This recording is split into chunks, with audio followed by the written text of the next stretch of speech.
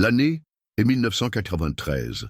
Dans une charmante ville historique, une sombre affaire était sur le point de se nouer. Une affaire qui résonnerait pendant des décennies. Les rues pavées d'un lieu qui semblait figé dans le temps, avec ses constructions médiévales et l'imposante cathédrale gothique dominant l'horizon, exhalaient une tranquillité qui allait être brutalement rompue. C'était une nuit d'automne. L'air froid portait l'odeur des feuilles humides, et le murmure lointain du vent semblait présager la tragédie. Monique Dubois, une talentueuse professeure et restauratrice d'art de 32 ans, originaire de Lyon, était une figure connue des cercles culturels de la ville. Sa passion pour faire revivre la beauté ancienne était aussi vibrante que sa propre présence. En cette nuit fatidique, Monique ne répondit pas à l'appel de sa voisine, Madame Évrard, une dame aux cheveux blancs et au regard perspicace. Préoccupée par le silence inhabituel venant de l'appartement du premier étage, Madame Évrard, munie d'un double des clés que Monique lui avait confiées, ouvrit la porte. Ce qu'elle découvrit lui glaça le sang. Le corps de Monique gisait sur le sol du salon, au milieu des débris d'un vase en céramique brisé. La pièce, habituellement impeccable, était en désordre. Un tiroir de son ancienne commode était ouvert, suggérant un vol, mais, étrangement, rien de valeur ne semblait avoir été dérobé. Des bijoux coûteux, des œuvres d'art de petite taille et même de l'argent étaient intacts. Le silence de la nuit fut rompu par le cri de Madame Évrard, qui composa immédiatement le numéro de la police, la voix tremblante de choc et d'horreur. En quelques minutes, les sirènes déchirèrent la quiétude nocturne. L'inspecteur Luc Bresson, un vétéran de la police locale avec des années d'expérience dans des affaires complexes, arriva sur les lieux.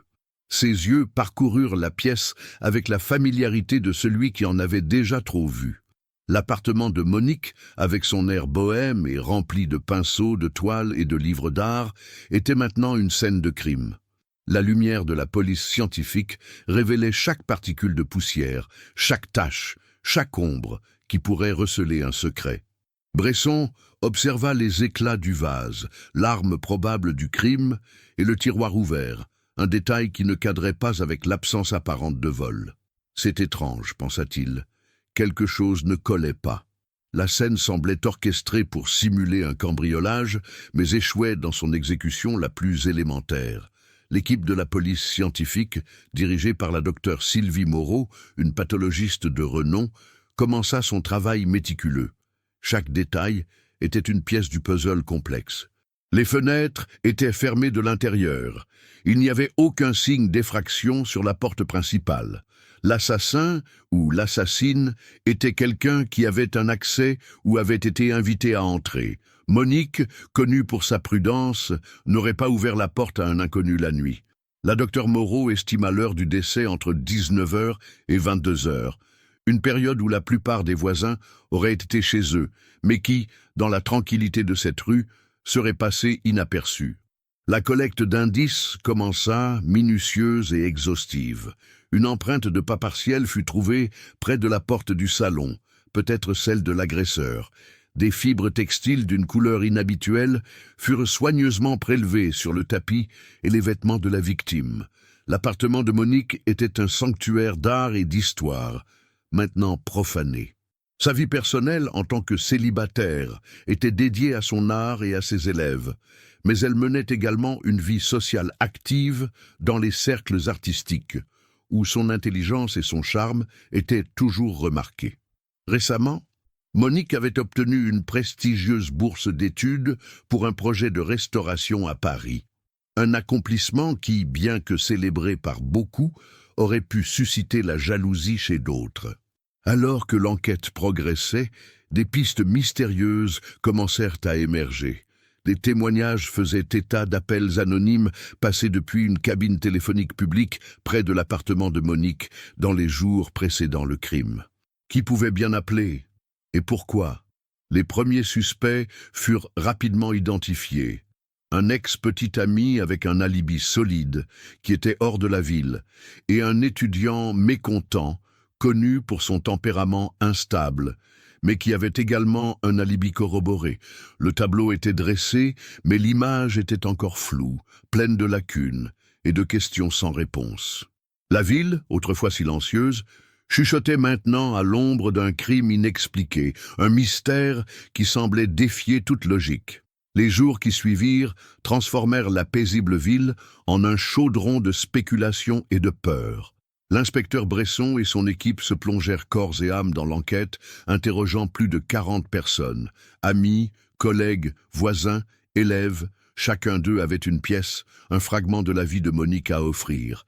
Les descriptions d'elle étaient unanimes.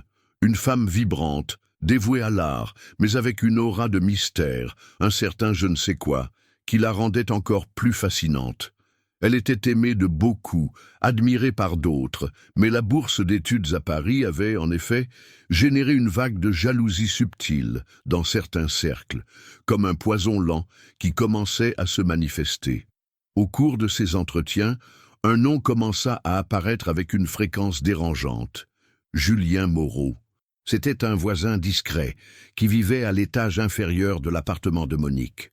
Un jeune étudiant en histoire de l'art, doté d'un talent indéniable, mais d'une timidité presque recluse. Julien avait été l'élève de Monique lors d'un atelier de restauration et, plus tard, un candidat à la même bourse d'études qu'elle avait remportée. Son échec, bien qu'attendu, fut un coup dur pour son orgueil. Des témoignages le décrivaient comme quelqu'un qui nourrissait une admiration intense pour Monique, une admiration qui, pour certains, frisait l'obsession. Il avait l'habitude de l'observer de loin, et des rumeurs disaient qu'il la suivait de temps en temps, comme une ombre silencieuse. Un observateur silencieux, disait-il. Lorsque la police tenta de le localiser pour un deuxième interrogatoire, Julien Moreau avait disparu. Son déménagement fut soudain, sans préavis aux voisins ou à l'agence immobilière. Il s'était tout simplement volatilisé. L'enquête révéla qu'il avait déménagé dans une ville lointaine, prétendant avoir obtenu un emploi de restaurateur dans une galerie d'art. Une information qui s'avéra fausse. Les pistes s'accumulaient, mais sans corps du délit ni aveu, l'affaire semblait stagner. L'absence de Julien était, en soi, un indice fort, mais pas suffisant pour une accusation formelle. Son alibi initial était fragile, basé sur sa seule parole qu'il était chez lui à étudier, sans témoin. L'équipe de Bresson, malgré tous ses efforts, sentait la frustration grandir. La ville, qui chuchotait auparavant, semblait maintenant garder ses secrets avec une obstination de pierre. Des mois passèrent. La docteure Moreau continuait d'analyser les fibres et l'empreinte de pas partiels, mais sans point de comparaison. Les preuves étaient, comme les pièces d'un puzzle, impossibles à assembler. L'espoir d'une résolution rapide s'évanouissait. L'affaire Monique commençait à se refroidir, se transformant en un simple numéro sur les étagères des archives de la police. Pour compliquer encore les choses, une découverte tardive ajouta une couche supplémentaire de mystère. Les relevés téléphoniques d'une cabine publique près de l'appartement de Monique, obtenus après des mois de paperasse, révélèrent un appel passé depuis son appartement, vers cette même cabine publique, des heures après l'heure estimée du décès. Un appel de quelques secondes seulement, un bruit, un silence. Qui aurait pu passer cet appel? Et pourquoi? La théorie la plus plausible était que l'assassin, dans un acte de désespoir ou une étrange tentative de désorienter la police, avait passé l'appel. Mais dans quel but? La question restait en suspens, sans réponse. 6 mois après le meurtre brutal de Monique, toutes les pistes étant épuisées et l'absence de Julien Moreau le transformant en fantôme, l'affaire fut officiellement classée sans suite. La pression de la hiérarchie et le manque de nouvelles preuves forcèrent l'inspecteur Bresson à prendre cette décision douloureuse. Il sentait qu'il y avait quelque chose de plus, une vérité qui lui échappait, mais les outils et les ressources de l'époque ne permettaient pas d'aller plus loin. Le dossier de Monique fut scellé, rangé dans une boîte sombre, en attente d'un avenir incertain, d'une nouvelle lumière qui n'arriverait peut-être jamais. La mémoire de Monique, cependant, persistait dans l'esprit de ceux qui l'aimaient, un rappel constant d'une injustice non réparée.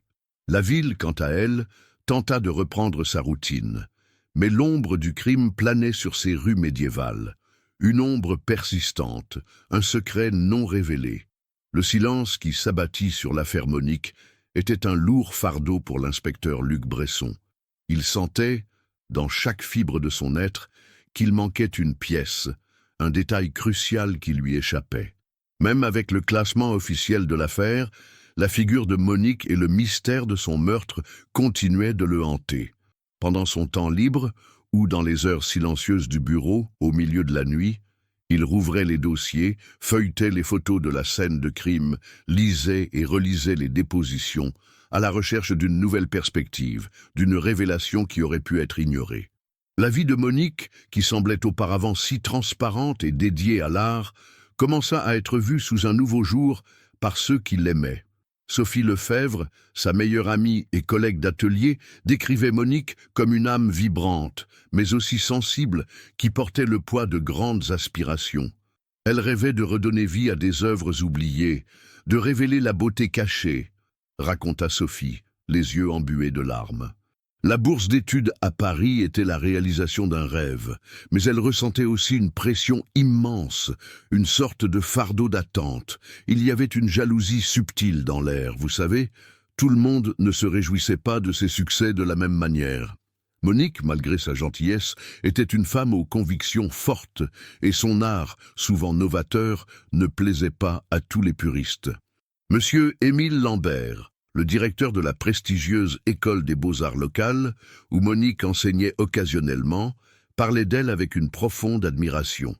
Monique était une étoile montante. Son dévouement envers ses élèves était exemplaire, sa passion pour la restauration, contagieuse. Elle avait cette capacité rare de voir l'âme derrière la peinture, l'esprit d'une œuvre. Sa perte a été un coup terrible pour la communauté artistique, un coup dur. Il mentionna que Monique avait exprimé à quelques reprises un certain malaise face à l'intensité de l'admiration de certains élèves, mais jamais rien qui ne semblât être une menace réelle. Bresson ressentait la frustration de l'inaction, l'impuissance face à la bureaucratie et au manque de nouvelles pistes. La pression hiérarchique était implacable. « Inspecteur, nous devons allouer nos ressources aux affaires en cours », lui disait son supérieur. « C'est un cold case. » Il n'y a plus rien à faire. La décision de classer l'affaire, 6 mois après le crime, fut un coup dur pour Bresson. Il savait que la technologie de l'époque était limitée, que de nombreuses preuves n'avaient pas pu être pleinement exploitées. Le minuscule fragment de peau et de sang sous les ongles de Monique, par exemple, avait été jugé trop petit pour une analyse ADN concluante à cette époque. Un indice qui, peut-être, aurait pu tout changer. Pourtant, Bresson s'accrochait à chaque lueur d'espoir. Il se souvint de quelques notes anonymes que Monique avait reçues dans les mois précédant son décès. C'étaient de courts billets, à l'écriture déformée, qui louaient son travail de manière presque obsessionnelle, mais contenaient aussi des phrases énigmatiques sur la pureté de l'art et la contamination par des influences extérieures. À l'époque, elles avaient été écartées comme la manifestation d'un fan excentrique. Maintenant, Bresson demandait une analyse graphologique des quelques mots lisibles, dans l'espoir qu'ils puissent révéler quelque chose, n'importe quoi, sur leur auteur. La réponse fut non concluante. La déformation intentionnelle de l'écriture empêchait toute identification précise. C'est dommage, pensa-t-il, encore une porte qui se fermait. L'affaire Monique devint un spectre, un rappel constant de la justice qui n'avait pas été rendue. La ville, qui fut un jour le théâtre de son talent et de sa vie vibrante, semblait maintenant avoir avalé son secret, ne laissant que la mélancolie d'un mystère non résolu. Bresson n'oublia jamais le regard de Madame Évrard, la douleur silencieuse de Sophie, la dignité de Monsieur Lambert. Il savait que quelque part, la vérité existait encore, attendant le bon moment pour émerger de l'ombre. Mais pour l'instant, le dossier restait scellé et la vie de Monique une épitaphe de questions sans réponse. Le temps, se mettre implacable, avança. Les mois se transformèrent en années, et les années en décennies. L'affaire Monique devint une légende sombre dans les rues de la ville, un murmure mélancolique dans les conversations des plus anciens. L'inspecteur Luc Bresson, maintenant à la retraite, portait le poids de ce mystère comme un fardeau personnel, une cicatrice invisible dans son âme de détective. Il ne s'était jamais permis d'oublier les détails, les visages, les questions sans réponse. Les boîtes poussiéreuses dans les archives de la police ne contenaient pas seulement des papiers, mais la mémoire d'une vie interrompue et la promesse d'une justice non rendue. La ville, avec ses églises ancestrales et ses ponts romantiques, continua de vivre, mais l'ombre de 1993 ne l'abandonna jamais complètement. 25 ans s'étaient écoulés depuis cette froide nuit d'automne.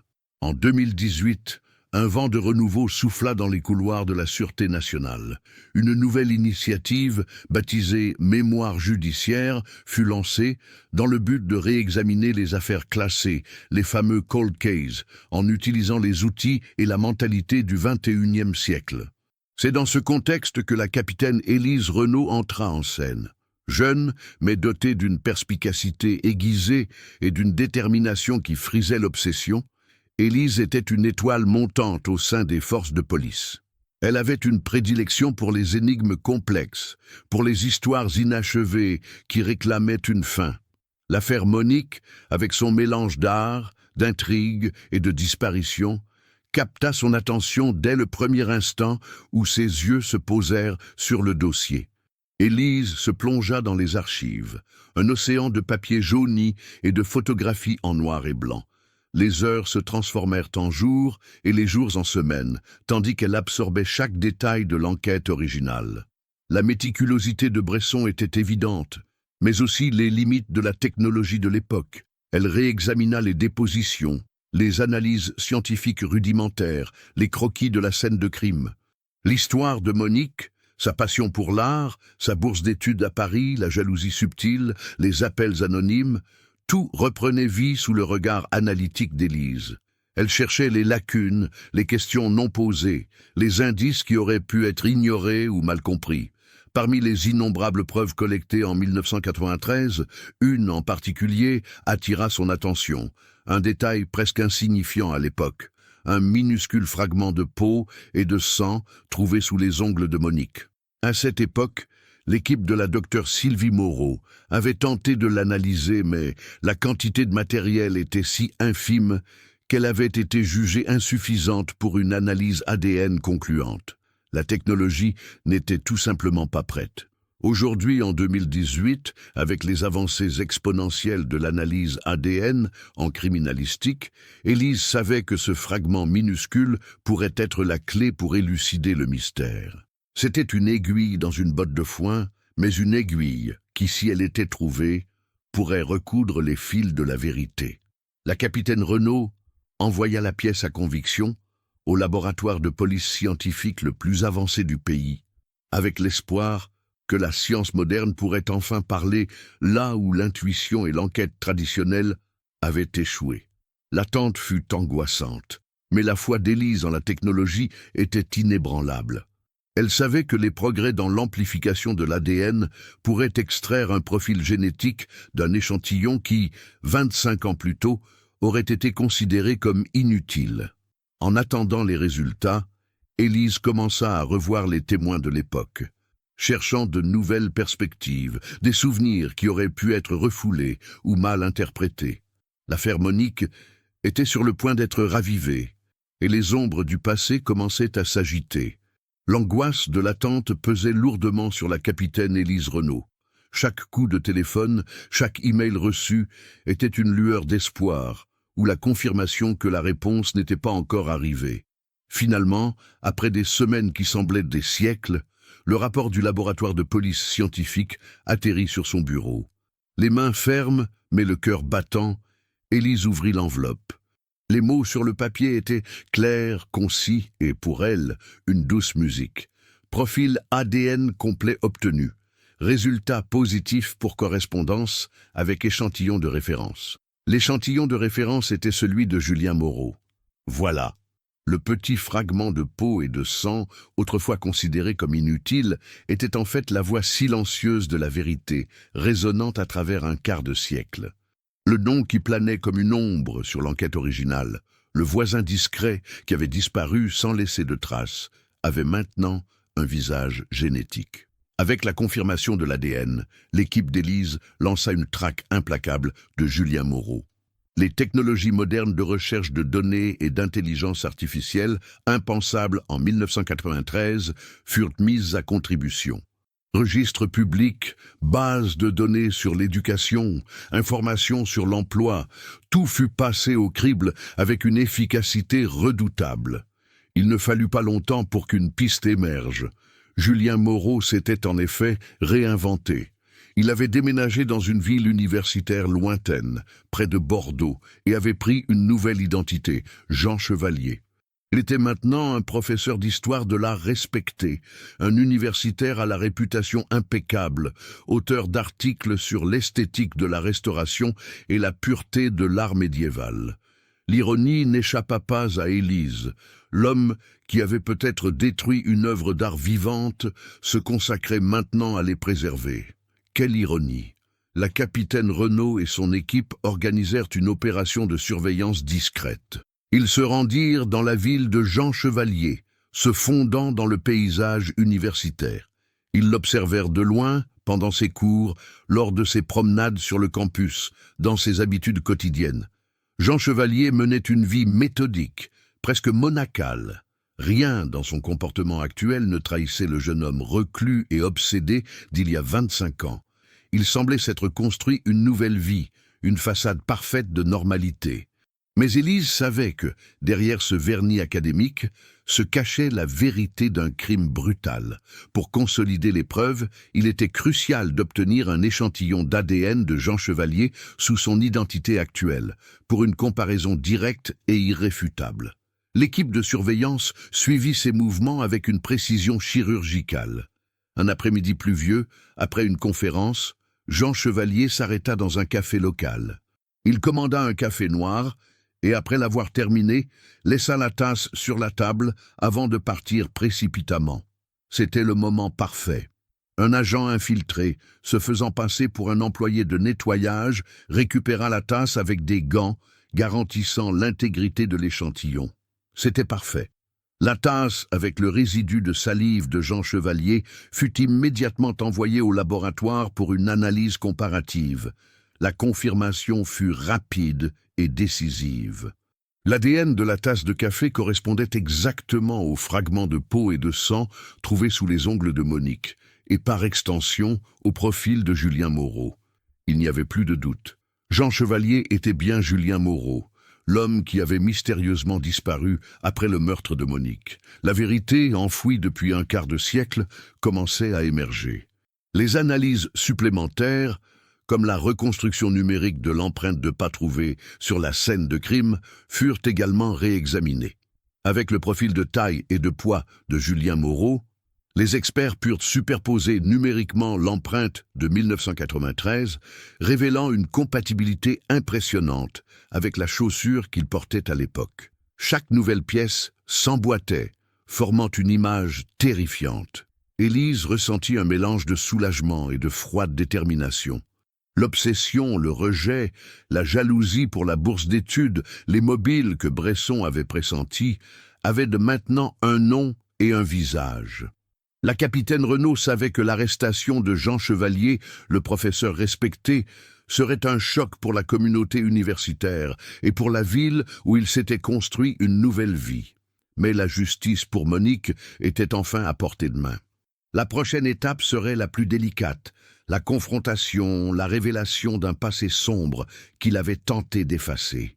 Le moment de vérité était proche, et le silence de 25 ans allait enfin être brisé. Le moment de vérité arriva avec l'aube d'un nouveau jour. La capitaine Élise Renaud coordonna l'opération avec la précision d'un horloger. L'arrestation de Jean Chevalier, un professeur d'université respecté, exigeait discrétion et planification méticuleuse pour éviter la panique et garantir la sécurité de tous. L'équipe d'Élise, composée d'agents expérimentés et discrets, se positionna stratégiquement aux abords de la résidence de Chevalier, un appartement élégant dans le centre de Bordeaux, où il menait une vie apparemment ordinaire, loin des ombres de 1993. Le plan était de le surprendre, avant qu'il ne puisse réagir, avant qu'il ne puisse tenter de fuir ou de détruire toute preuve restante. Le matin, alors que le soleil esquissait encore ses premiers rayons sur les tuiles ocres de la ville, Jean Chevalier sortit pour son jogging matinal habituel. C'était une habitude qu'il cultivait depuis des années, une routine qu'il ancrait dans sa nouvelle identité. À son retour, au moment où il déverrouillait la porte de son appartement, l'équipe d'Élise passa à l'action. Dans un mouvement rapide et coordonné, il fut encerclé. Jean Chevalier, ou devrions-nous dire Julien Moreau, vous êtes en état d'arrestation pour le meurtre de Monique Dubois en 1993. La voix d'Élise était ferme, chargée d'une autorité qui ne laissait aucune place au doute. La réaction de Jean Chevalier fut remarquable, presque troublante dans son calme. Il n'y eut ni lutte, ni surprise apparente. Ses yeux, auparavant concentrés sur sa routine matinale, se fixèrent sur Élise avec une expression qui semblait porter le poids des décennies. « Je savais que ce jour viendrait, mademoiselle », répondit-il, sa voix basse, presque un murmure, mais sans trembler. C'était le calme de quelqu'un qui attendait depuis longtemps l'inévitable, un rendez-vous avec un passé qu'il pensait avoir enterré. Son aveu initial, bien que voilé, confirmait l'intuition d'Élise. Il savait exactement pourquoi ils étaient là. Sur le trajet vers le commissariat, le silence à l'intérieur de la voiture était dense, ponctué seulement par le doux bruit du moteur. Jean Chevalier, menotté, regardait par la fenêtre les rues qu'il avait parcourues pendant tant d'années sous une nouvelle peau, une nouvelle histoire. À son arrivée, il fut conduit dans une salle d'interrogatoire froide et éclairée, un environnement dépouillé de toute chaleur ou confort. Élise s'assit en face de lui, accompagnée de l'un de ses agents, l'inspecteur Martin, un homme calme et observateur. La séance commença par les formalités, mais Élise alla rapidement droit au but. « Monsieur Moreau, nous avons votre ADN. Le fragment de peau et de sang sous les ongles de Monique correspond exactement. » Elle posa les photos de la scène de crime sur la table, y compris le détail de la main de Monique, les ongles, la minuscule preuve que la science moderne avait sauvé de l'oubli. Le visage de Julien Moreau, désormais Jean Chevalier, resta impassible, mais un léger tremblement dans ses mains trahissait la tension contenue. Et l'empreinte de pas, reconstituée numériquement, est aussi la vôtre. Il n'y a aucune issue, Julien. C'est alors que la façade commença à se fissurer. Il soupira, un son lourd qui semblait porter l'air de tout un quart de siècle. « Monique, ah, Monique !» murmura-t-il presque pour lui-même. « Elle était une œuvre d'art, un chef-d'œuvre. Et moi, je l'admirais tant. » Sa voix, auparavant contrôlée, prit un ton mélancolique, teinté d'une obsession qu'Élise reconnut immédiatement. Il commença à parler, non pas par un aveu direct, mais par une série d'explications évasives, de justifications qui peignaient un tableau déformé de la réalité. Elle ne me comprenait pas. Personne ne me comprenait. Ma passion pour l'art, pour la pureté de la forme, était vue comme de l'excentricité. Monique, avec son talent, avec son élégance, elle avait tout. La bourse d'études, elle était pour moi. Je la méritais davantage. Je comprenais l'essence de la restauration, l'âme des œuvres, d'une manière qu'elle ne pouvait atteindre, malgré toute sa reconnaissance. Les mots fusaient, révélant une jalousie corrosive, une profonde blessure narcissique due au rejet, tant de la bourse que, subtilement, de ses avances, que Monique avait gentiment, mais fermement repoussées. Élise le laissa parler, observant chaque nuance, chaque hésitation. Elle savait que la vérité se cachait entre les lignes de ses paroles. Et les forums, Julien, les forums d'art que vous fréquentiez en ligne, ceux qui parlaient de la pureté de l'art et de l'invasion des talents étrangers? Élise lança l'appât, observant la réaction. Une lueur de reconnaissance, presque de panique, traversa le visage de Julien Moreau. Il tenta de détourner le regard, mais Élise ne le lui permit pas. Nous savons pour vos publications, Julien, les discussions sur la contamination de l'art, sur la nécessité de protéger la beauté des influences externes. Monique, une femme de Lyon, une restauratrice innovante qui apportait de nouvelles perspectives. La mention des forums semblait avoir touché un nerf sensible. Le calme de Julien Moreau se brisa un instant, révélant la fureur sous-jacente.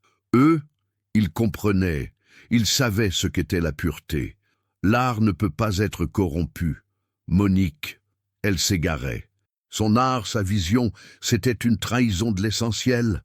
L'obsession, le rejet et maintenant l'influence d'idéologies radicales sur l'art, tout se mêlait dans un délire de possessivité et de fureur qui, 25 ans plus tôt, avait culminé en tragédie. Il n'avait pas encore avoué l'acte, mais la capitaine Renaud sentait qu'elle approchait du cœur de la vérité. Le silence gardé pendant des décennies était enfin en train de céder. La tension dans la salle d'interrogatoire était presque palpable. Julien Moreau ou Jean Chevalier avaient révélé les profondeurs de sa jalousie et la distorsion de sa passion pour l'art, alimentée par des voix radicales en ligne.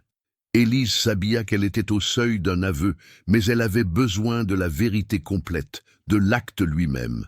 Elle se pencha légèrement en avant, son regard fixé sur les yeux fuyants du professeur. « Julien, l'art de Monique a été brutalement interrompu cette nuit-là. Le vase en porcelaine brisée, l'arme du crime, portait vos empreintes digitales. » Il frémit, un mouvement presque imperceptible, mais qui n'échappa pas à Élise. Son visage, auparavant un masque de calme distant, commença à se tordre en une expression de douleur et de colère contenue. Le vase, elle l'avait restauré, une pièce sans valeur, mais qu'elle avait transformée. C'était un affront, une falsification de la pureté originelle. Sa voix monta d'un ton chargé d'un fanatisme troublant. J'ai essayé de le lui montrer. J'ai essayé de lui faire voir que son art était une déformation. Elle a ri de moi, Élise. Elle a ri de ma passion, de ma vision. Elle a dit que j'étais démodé, que je ne comprenais pas l'évolution. Elle s'est moquée de moi. La colère bouillonnait dans ses paroles, le souvenir du rejet, tant artistique que personnel, refaisant surface avec une force dévastatrice. Je voulais juste qu'elle comprenne. Je voulais qu'elle reconnaisse mon talent, ma supériorité dans la compréhension du véritable art. La bourse, elle était mienne de droit. Elle ne la méritait pas. Elle corrompait tout. L'aveu partiel commençait à se dérouler, teinté d'obsession et de justification maladive. Le désir de reconnaissance, la jalousie pour la bourse et le rejet de ses sentiments et de sa vision artistique avaient fusionné en un cocktail explosif, potentialisé par les idéologies extrémistes qui l'absorbaient. « Alors, vous l'avez confronté cette nuit-là, n'est-ce pas, Julien ?» insista Élise, sa voix maintenant un ton calme mais ferme. « Vous êtes allé à son appartement, probablement pour discuter de la bourse, pour exprimer votre colère face au rejet. Et la discussion a dégénéré. Que s'est-il passé, Julien? Dites-nous la vérité. » Il ferma les yeux un instant, comme s'il revivait chaque seconde de cette nuit fatidique. Quand il les rouvrit, il y avait une tristesse déformée, un regret qui semblait plus pour lui-même que pour la victime. « J'y suis allé. Oui, je devais la faire comprendre. Je l'aimais, Élise. Mais elle ne me voyait pas. Elle me voyait juste comme un étudiant, un voisin. Et la bourse, mon Dieu, la bourse, c'était l'aboutissement de mes recherches, de mes études. Et elle l'a gagnée avec une proposition que je considérais comme hérétique. » Il prit une profonde inspiration, les mots sortant dans un flot confus de justification et de ressentiment. J'étais là, oui. Nous avons discuté. Elle faisait ses valises pour Paris, pour la bourse. Elle m'a montré ses croquis, ses plans pour la restauration. J'ai dit que c'était une abomination, qu'elle détruisait l'âme de l'art. Elle m'a traité de fou. Elle m'a traité de pathétique. L'humiliation, le rejet, le mépris perçu. Tout cela s'ajouta à l'influence des idées radicales sur la pureté de l'art qu'il consommait en ligne. Son esprit, déjà fragile dans son obsession, s'était convaincu que Monique était une menace, une profanatrice. J'ai perdu le contrôle. Le vase, il était là, je l'ai vu. C'était le symbole de son innovation que je méprisais tant. Il marqua une pause, admettant enfin l'acte, bien que de manière voilée. Je ne voulais pas lui faire de mal. Je voulais juste qu'elle s'arrête, qu'elle écoute. Mais elle n'arrêtait pas de rire. Et puis, c'est arrivé. L'inspecteur Martin, qui avait observé en silence jusqu'alors, intervint. « Julien, nous avons plus que votre ADN et vos empreintes digitales sur le vase. Nous avons trouvé une vieille vidéo de surveillance, d'une caméra de sécurité d'une supérette à 2 rues de l'immeuble de Monique. C'est une image granuleuse de 1993, mais elle vous montre. Vous sortez de la ruelle latérale, celle qui mène à l'arrière de son immeuble, peu après l'heure estimée du décès. Vous portez quelque chose qui ressemble à un sac à dos, et votre pas est pressé. Vous essayez de vous cacher dans l'ombre, mais la caméra vous a filmé. On vous a vu, Julien. La mention de la vidéo fut le coup de grâce. Le dernier vestige de contrôle s'effondra. Julien Moreau s'effondra, les larmes coulant sur son visage dans un mélange de remords et d'apitoiement sur soi. J'ai jeté le sac à dos avec les vêtements sales dans la Seine. J'ai essayé de me débarrasser de tout. J'ai fui. J'avais peur. Peur de ce que j'avais fait. Peur de ce que j'étais devenu. Sa voix était un murmure brisé. La façade de professeur d'université défaite, révélant le jeune homme tourmenté et violent qui s'était caché pendant des décennies. L'aveu complet, bien qu'encore entremêlé d'auto-justification, émergeait enfin. La vérité était un fleuve puissant qui avait rompu ses digues. Il décrivit les détails de la nuit. La discussion animée sur la bourse et l'art, la colère grandissante, le vase brisé dans un accès de fureur, la chute de Monique, la panique qui s'ensuivit. Le vol simulé, le tiroir ouvert, fut une tentative désespérée de détourner l'attention, de faire croire à un cambriolage qui avait mal tourné. Mais l'absence d'objets de valeur volés, cette petite anomalie que l'inspecteur Bresson avait remarquée des années auparavant, prenait maintenant tout son sens. C'était un acte de désespoir, pas celui d'un criminel calculateur. Le mystère de 25 ans était enfin en train d'être résolu, pièce par pièce, dans la froideur de cette salle d'interrogatoire, sous le regard infatigable de la capitaine Élise Renaud. Les aveux de Julien Moreau, bien que toujours teintés de ces distorsions et auto-justifications, furent le tournant décisif. La capitaine Élise Renaud et son équipe travaillèrent sans relâche pour consolider toutes les preuves, transformant le flot d'informations en un dossier solide et irréfutable pour le parquet. Le journal intime de Julien Moreau, trouvé lors de la perquisition de son appartement à Bordeaux, se révéla être une pièce maîtresse. Écrit sur plusieurs années, il était un témoignage glaçant de son obsession croissante pour Monique, de sa jalousie concernant la bourse d'études et de son adhésion aux idées radicales des forums en ligne sur la pureté de l'art. Les pages, remplies d'une écriture méticuleuse, détaillaient des plans, des fantasmes et une justification tordue pour ce qu'il considérait être la correction de Monique, la purification d'un art qui, dans son esprit malade, était en train d'être corrompu. C'était effrayant. Avec toutes les pièces du puzzle assemblées, le ministère public de Lyon prépara l'accusation. 25 ans après le crime, en 2020, l'affaire Monique Dubois arriva enfin devant les tribunaux. La nouvelle du procès de Jean Chevalier, le professeur d'université respecté, pour un crime si ancien et brutal, choqua la France. La presse internationale, fascinée par la saga d'un crime froid, rouvert par la science et la persévérance, suivit chaque développement. Le tribunal de Lyon, une construction imposante qui avait été le témoin de siècles de justice, fut le théâtre d'un drame qui allait se dérouler sur plusieurs semaines. La salle d'audience était toujours comble, remplie de journalistes, d'étudiants en droit et de membres de la communauté, tous impatients d'assister au dénouement d'une histoire qui résonnait depuis si longtemps. Le procès commença avec le ministère public présentant un tableau détaillé et implacable de la vie secrète de Julien Moreau. L'ADN, les empreintes digitales sur le vase brisé, la vidéo de surveillance granuleuse mais cruciale, et maintenant, le journal intime. La sœur de Monique, Sophie Lefebvre, une femme qui portait la douleur de la perte depuis des décennies, fut la première à témoigner. Sa voix étranglée mais ferme, elle décrivit Monique non seulement comme une artiste brillante, mais comme une sœur aimante, pleine de vie et de projets d'avenir. Monique n'était pas seulement une artiste talentueuse, elle était une lumière qui a été brutalement éteinte par une obscurité que nous n'avons pas pu comprendre pendant des années. Chaque jour sans elle a été un vide dans nos vies, dit Sophie. Ces mots résonnant dans la salle d'audience, touchant tout le monde. Elle se souvint de la dernière fois qu'elle avait parlé à Monique, de la joie dans sa voix en parlant de la bourse d'études à Paris, de l'excitation face aux nouveaux défis. La douleur était palpable, et Julien Moreau, assis sur le banc des accusés, gardait une expression impassible, presque provocante.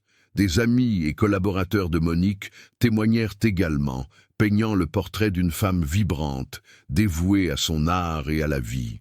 Le directeur de l'école d'art, maintenant à la retraite, se souvint du talent exceptionnel de Monique et de la jalousie que son ascension provoquait chez certains collègues. Il mentionna, en passant, la rivalité subtile qui existait entre Monique et quelques autres étudiants, dont un jeune reclus nommé Julien. C'était une atmosphère tendue. Le ministère public présenta ensuite le journal de Julien Moreau.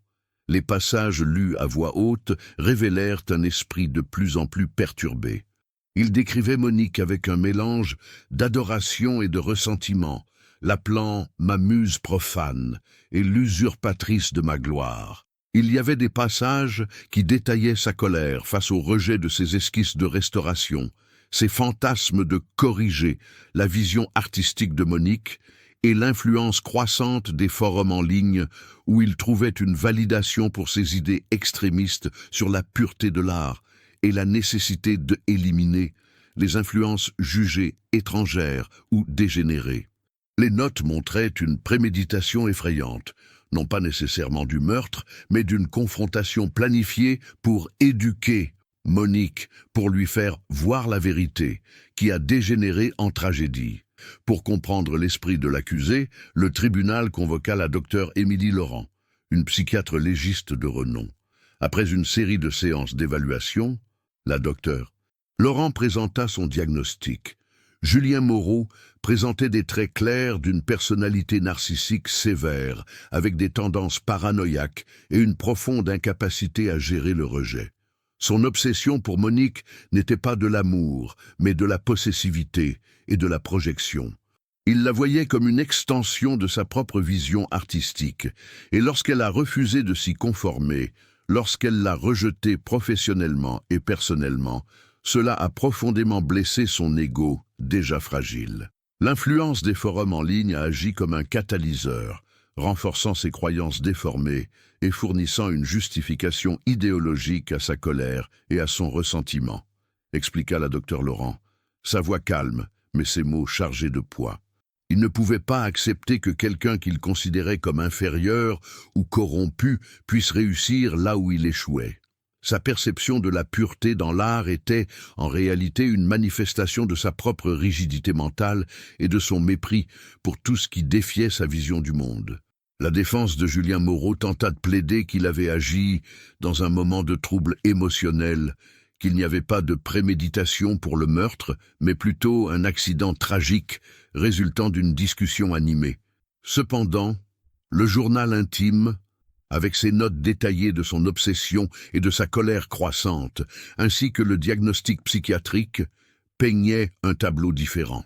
Le ministère public argua que, bien que l'acte final n'ait peut-être pas été planifié dans les moindres détails, l'escalade de son obsession et son intention de confronter Monique pour la corriger constituaient déjà un degré de préméditation, alimenté par un esprit rongé par la jalousie et les idéologies extrémistes. C'était une affaire complexe. Le jury, composé de citoyens ordinaires, écoutait attentivement, confronté à l'obscurité de l'esprit humain et à la complexité de la justice. Le verdict était imminent, et l'attente pesait lourdement sur le tribunal. Après des jours de délibération intense, le jury retourna dans la salle. La tension était palpable, tandis que tous attendaient le dénouement d'une affaire qui avait traversé les décennies. Le président du jury lut le verdict. Julien Moreau fut déclaré coupable du meurtre de Monique Dubois. La salle éclata dans un mélange de soulagement et de tristesse, les émotions contenues pendant tant d'années refaisant enfin surface. La sœur de Monique, Sophie, pleura silencieusement, une larme de justice tardive coulant sur son visage. La sentence fut prononcée en 2020, Julien Moreau fut condamné à 28 ans de prison, une peine qui reconnaissait la gravité du crime et la souffrance infligée à la famille de la victime. En entendant la sentence, Julien Moreau resta impassible, comme si la réalité de la condamnation n'avait pas encore pénétré la barrière de sa propre distorsion. Son parcours de professeur respecté à meurtrier condamné, révélé par la science et la persévérance, était un sombre rappel de la manière dont l'esprit humain peut être corrompu. Pour la capitaine Élise Renaud, le verdict n'était pas seulement la fin d'une affaire, mais la confirmation d'une quête inlassable de la vérité.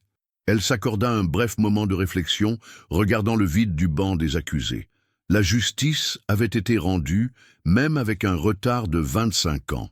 L'affaire Monique Dubois est devenue une référence, un témoignage du pouvoir de la science médico-légale et du dévouement des enquêteurs sur les affaires non résolues.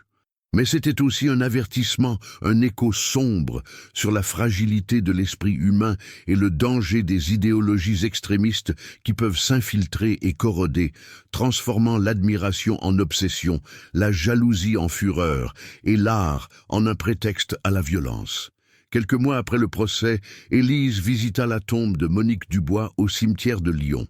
C'était un jour gris, les feuilles d'automne recouvrant le sol. Elle déposa un unique lys blanc, en hommage à l'artiste dont le talent avait été si brutalement fauché. Le nom de Monique, gravé dans la pierre froide, avait maintenant la paix d'une histoire racontée, d'une justice rendue. Le silence de ce lieu sacré ne semblait plus porter le fardeau d'un mystère, mais la sérénité d'une âme qui, enfin, pouvait reposer. La vérité, comme l'art, trouve toujours un moyen de se révéler. Peu importe la profondeur de l'obscurité qui tente de la cacher. Et ainsi, l'affaire Monique Dubois se termine. Un rappel permanent que la lumière de la vérité, aussi tardive soit-elle, prévaut toujours sur les ombres de l'injustice. C'est une histoire qui nous invite à réfléchir à l'importance de ne jamais abandonner, de toujours chercher la vérité, et de comprendre les dangers qui se cachent dans les esprits les plus sombres. Combien d'autres Monique Dubois attendent qu'on leur donne une voix? Pour plus d'histoires de crimes qui ont défié le temps et la logique, continuez à suivre notre chaîne.